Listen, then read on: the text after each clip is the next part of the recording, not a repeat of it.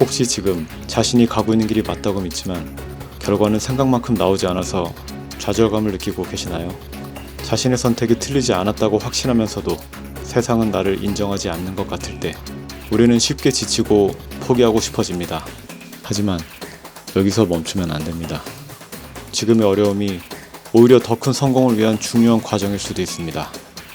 오늘 저는 역사 속 위대한 인물들의 실패와 성공을 통해 지금 겪고 있는 시련이 결국 어떻게 당신을 성공으로 이끌 수 있는지 보여드리겠습니다. 먼저 에고라는 적 책에 나오는 캐서린 그레엄을 들 수 있겠습니다.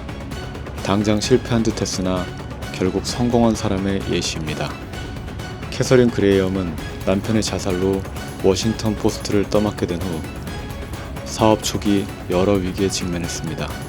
그가 이끄는 워싱턴 포스트는 미국 국방부의 베트남 전쟁 기밀 문서를 공개한 일로 미국 정부의 협박을 받게 되었습니다.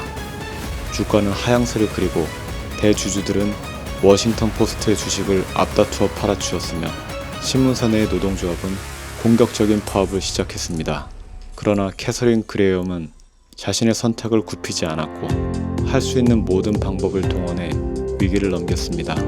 결국 워싱턴 포스트는 국방부 문서 관련 기사로 퓰리처상을 받게 되었고 미국의 행정부를 해체시키기에 이르렀습니다.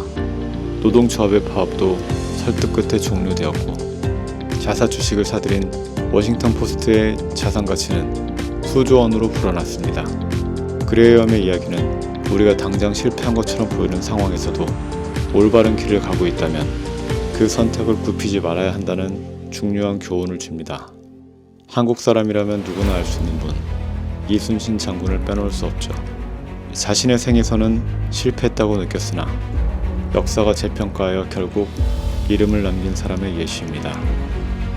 이순신이 임진왜란 중 여러 차례 부당한 대우를 받았다는 건 익히 알려진 사실입니다.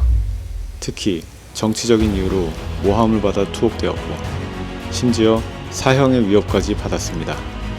이순신은 해전에서 여러 차례 승리했음에도 왕실과 조정으로부터 충분한 인정을 받지 못했죠.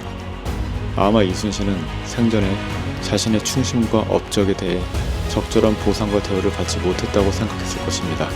그는 적의 화살을 맞아 숨을 거두는 그 순간까지 자신의 인생이 성공했다는 만족감은 느끼지 못했을 것입니다.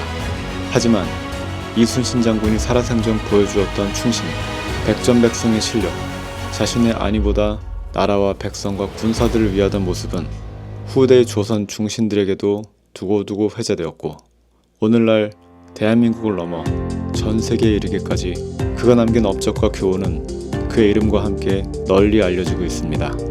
지금 여러분이 겪는 실패는 영원히 여러분을 붙잡고 있을 것처럼 느껴질 수도 있습니다. 그러나 그것은 더 큰 성공을 위한 디딤돌입니다. 중요한 것은 지금 이 순간에도 자신이 올바른 길을 가고 있다는 믿음을 잃지 않는 것입니다. 설령 지금 당장 눈에 보이는 결과가 실패처럼 보이더라도 그것은 실패가 아닙니다.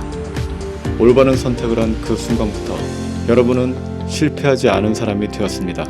끝까지 포기하지 않고 자신의 길을 걸어간 사람들은 결국 성공을 이루었습니다.